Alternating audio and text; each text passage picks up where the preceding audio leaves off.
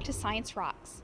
As I mentioned, our after-school STEM academies have grown to more than 268 this school year, and we're now looking to expand more into the high school ranks as we spread the word of STEM in the community and across the state.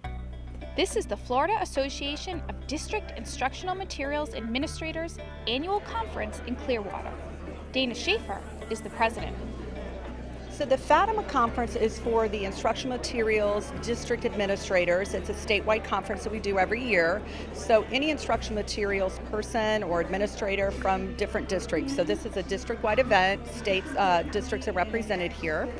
So we have about 40 different counties here represented. And so I like to share out everything that we do in Pinellas and highlight all the wonderful things that are going on. So for this, as we go into the science adoption, I think it's really important for them to see how we work our STEM here in Pinellas County and all the wonderful things that are going on with that. And as part of the conference, I had the opportunity to talk about STEM and lead the group in one of our popular STEM activities. Our goal with this activity is to look at something that is non-threatening to say, I can, one, afford to provide materials to my child at home, and two, I can talk about STEM and I can get them excited about STEM, and that's what this is. Yes, there are lots of robotic and coding activities that we can do, but this is something that you can bring back to your districts and you can incorporate with your teachers, with other staff members, with family members, and with communities. It's now to become engineers. So engineers work with models and tools, correct? That's just a small amount of what they do. Well, that's what you're going to work with here. You're not going to physically put the life jacket on me. You have tools that you'll be using, okay? So if you could open your bag. In your bag, you should all have one cup, one gummy worm, one gummy lifesaver, and 2 paper clips. So how are you ladies doing?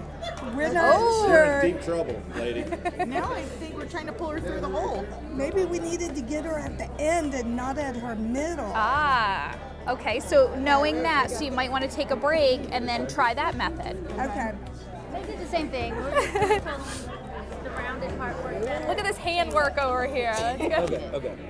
We might have to change positions. Let's change. You have a go at it. Did you guys get it here? No, we know what to do. It's just getting it in there. Laura and We have a fat worm. cannot be damaged. Yeah, no, we have That's a fat right, worm. I cannot be damaged. So you guys finished? Oh, how did you solve that problem? I put the head of the thing through the middle and put a paper clip through, and then I just pulled it through the middle and slid it back. See? Say yay! Did you get it? You got it? Yeah. All right, so tell us what you did. We kept hooking her through and pushing her through. Uh-huh. First we stretched the hole, then we pushed her through. Good. So look at you got the life jacket on, you're ready to go here, huh? Life jacket, there's only one of you. So did you guys do it? We did. Explain how you did it. We sort of threaded the worm through the lifesaver, basically, Yep. with following the constraints. It was challenging. And so how did you put me back in the cup? We used our tools to flip the cup over without touching it. Here. So my role with the district, so I'm the STEM specialist, and several years ago, I started this program with the district to get more kids involved in STEM. And so our first year, we had 56 STEM academies. And those are after-school programs for students in grades 2nd through 12. And what it is, it's a program that has no textbook, and it's all building, it's all collaborative work, it's all hands-on. And it's getting kids set up to look at STEM careers that they might not otherwise think of. So think back to yourselves when you were in elementary school. Was STEM even on the radar for you? Were people talking about STEM? No. And for you now as high school students looking at college, it's something that's very evident and very prevalent. That was my message to high school students recently at Boca Ciega High School. Patricia Jones is the Student Achievement Specialist.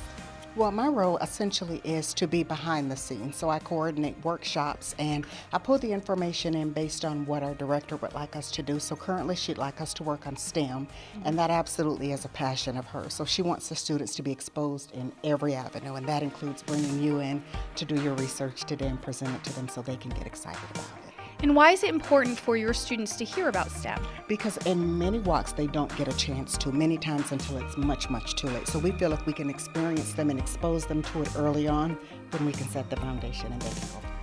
We are so excited to see the expanded STEM opportunities for high school students. And in future episodes, we'll see how these students are taking their STEM learning to the next level. When we come back, we'll head up the street to Bay Point Elementary School, where Jamie Height shows us how elementary science labs are expanding to the second grade. Science Rocks goes on in a moment.